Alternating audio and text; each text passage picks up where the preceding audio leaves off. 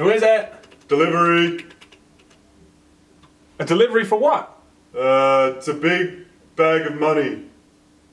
Who's it from? Activision. Activision. Send it in. Everybody, there are 2 games that are responsible for the success of Laymen Gaming. The first one, Knack 2. Star Wars Battlefront 2. We would not be where we were today if it weren't for the loot boxes. Thank you, our Lord and Savior, Andrew Wilson. I created a way for us to make huge sums of legitimate money and still maintain the ethics and the business practices of an evil organization. Number 2. Bungle's Destiny 2. I was going to say Shaq Fu, but whatever. There's also that. But Destiny 2 is a game that we have loved to tear apart for all the right reasons over the last 12 months. Except now, Activision, just today, bent the knee. Bent the knee. They delivered a giant sack of money right to our office. With the actual dollar sign on there. Probably That's didn't right. need to do that, but Wasn't it's very there. classy. Whatever. So now, ladies and gentlemen, can I introduce you to the new Laymen Gaming? It's like, people only do things because they get paid. And that's just really sad.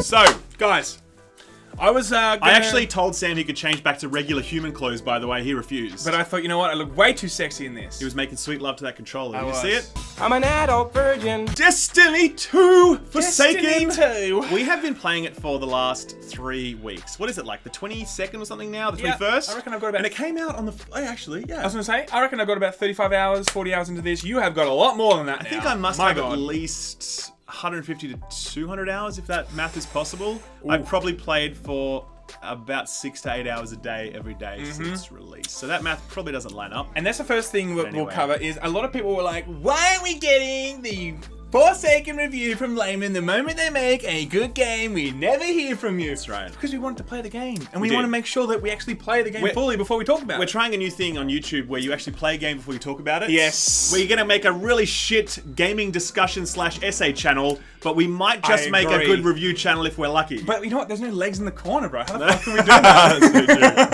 Okay, so here's the thing. Forsaken, we have obviously shat all over this game for a year. Now, a lot of people think we just love to hate on Destiny. That's not true. Yes, we got good views Ralph out loves of it. to hate on Destiny. So here's the deal. I love Destiny. It's one of my favorite games of all time.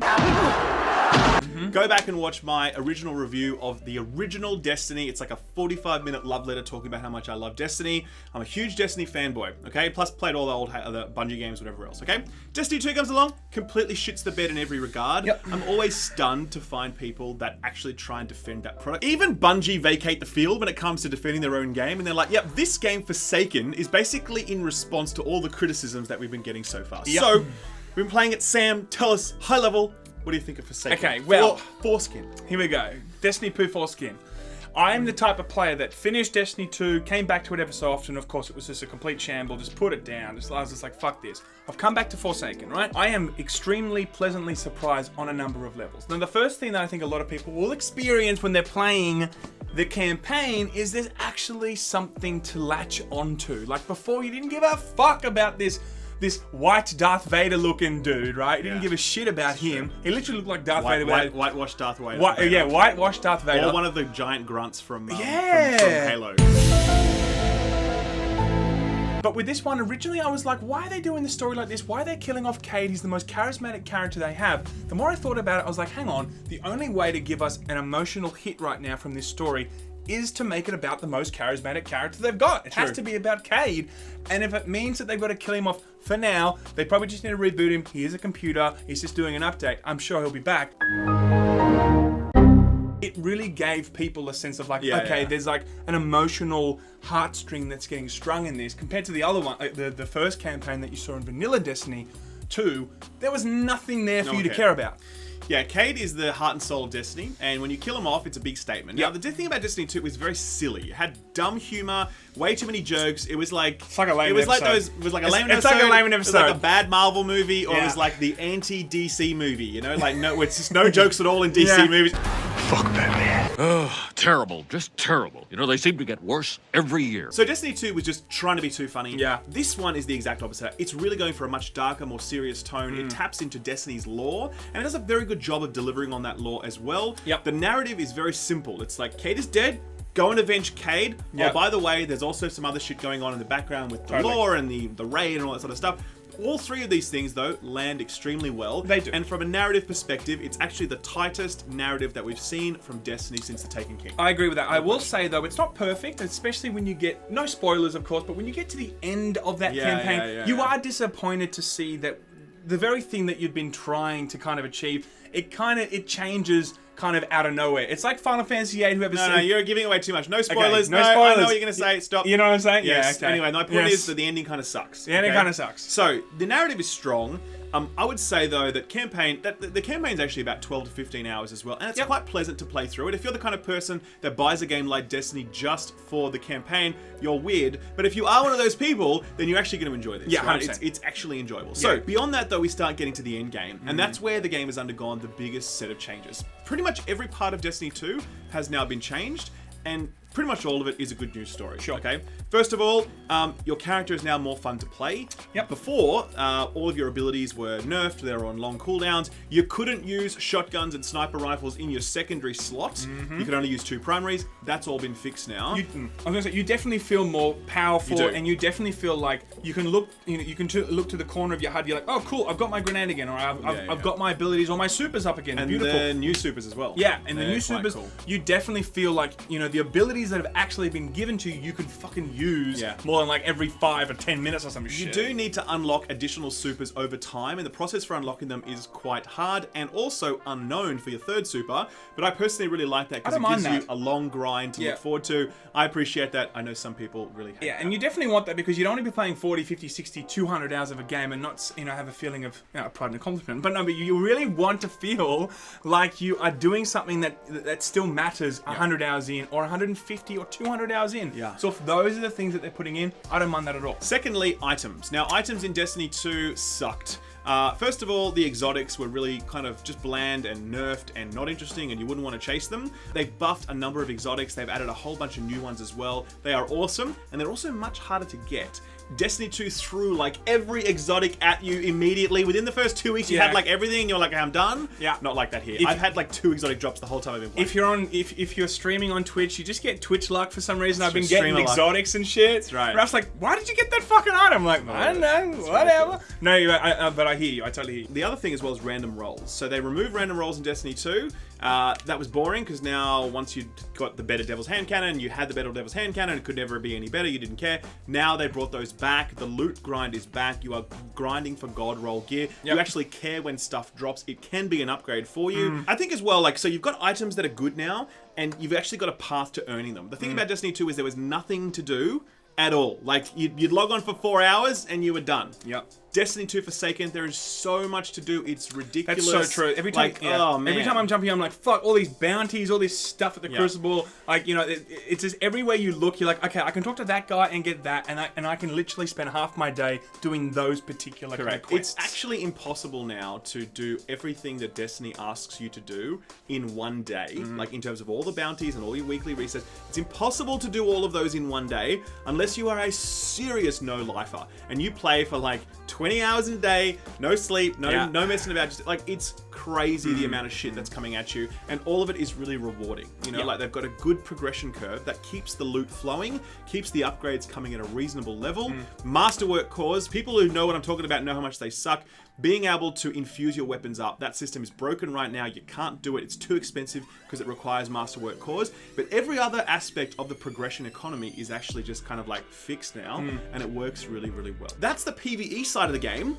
It's great. Sam, what do you think about the PvP side? Okay, the PvP side, the Gambit, in terms of what they've done with Gambit, I've never experienced a game type like that works so effortlessly. It's so much fun. It doesn't matter if you win or lose. Every single time it feels like it's neck and neck. You have always the ability to come back very quickly. Let's just pause and say, what is Gambit then? Oh, I see. I should do that. You know what? I just thought everyone was woke, but you know what? I'll tell you what it is. It's ultimately 4v4, 2 different environments. You can't see each other. You're all trying to kill as many enemies as possible, collect these things called motes, put them in the bank, and then if you got enough, you can start invading their territory and kind of sabotaging their whole, like, let's collect it's like a Dark Souls. Would you say it's the Dark Souls It's the Dark of Souls Destiny? of Destiny. Definitely. So this game mode is really fantastic. Each round probably takes you about 30 minutes all in, because depending on how long it goes, it's best of 3, and it's super tense because if you've got 15 modes and you're ready to bank them, and then all of a sudden an invader comes in and you're out there exposed, you are fucked. And you are packing shit in that moment, trying to go like, oh my god, I get to the bank. And I don't know why, but like it must be some shitty mechanic, because when you've got 15 modes, they find you and they fucking kill you every time. They can see through walls. But I think the takeaway from this game mode is that it is a very, very smart, very interesting, very unique implementation for Destiny's PvP, where I think stuff like Trials of Osiris and Trials of the Nine, which is their 4v4 super competitive hardcore PvP game mode, that's super boring, right? I think that's a shitty game mode. This is a far more intelligent implementation of Destiny's PvP. It has way more interesting shit going down. I've played it so much of it. I'm nearly max rank already on it within the space of this sort of like 2 or 3 weeks since launch. It's honestly that good, and I can't recommend it more highly. It's my favorite part of Forsaken. I actually think it is so good that we will see other games now adopting this particular type. I mean, will it be the Battle Royale? Will it be the next type of big... I don't think so. No, it won't be that, of course. But it will be something I definitely think we'll see in other first-person shooters going, that works for Destiny, let's try and put it in. The broader PvP situation is also fixed, so the Crucible time to kill has been massively reduced. You can obviously use snipers and secondaries again. Secondary ammo economy is also fixed. I won't go into details, but it's a lot better. You know, it's just overall, it's a much better picture. I hated PvP in Destiny 2. I refuse to play it. They've also just added 6v6 again. It used to be 4v4 in Destiny 2. It's now 6v6 again. That's way more fun. It's just better. So they've basically gone back to how it was in Destiny 1 in many regards.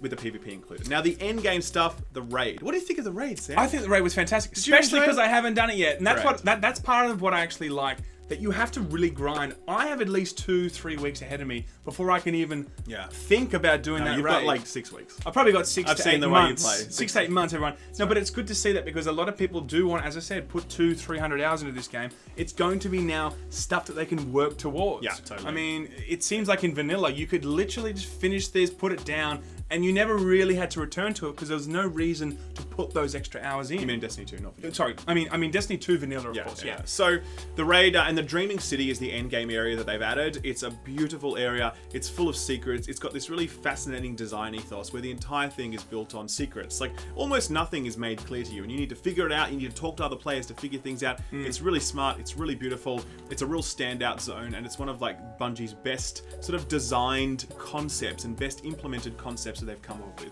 The new strikes they've done, like the Water of Nothing, is incredible. They've got this other one that opened up after the raid as well called, I can't even remember the name of it, but it's really good. It's set out Tune in for his review, guys. It's set out in space and there's rocks flying everywhere. When I did it the first time, I was just like jaw on the floor. It was incredible. All of it is just super, super solid. So I think at a high level, we can say that Destiny 2 Forsaken is an excellent, excellent DLC. It really if you're is. a Destiny fan, you will enjoy it. The question is, should you buy it? Should you buy it, people? In my opinion, it really comes down to your relationship with Destiny 2. Did you play Destiny 2 vanilla, then go on to play the other DLCs? Did you thoroughly enjoy it and you really want to jump on? Are you looking at Bungie right now and going, you know what, fuck these dudes, I fucking hate these dudes, I know they've taken my money and given me a shit product and I'm never coming back? Or are you really like, I really love Destiny and I really want to come back and play, is this going to be good even though I hate what Bungie's done?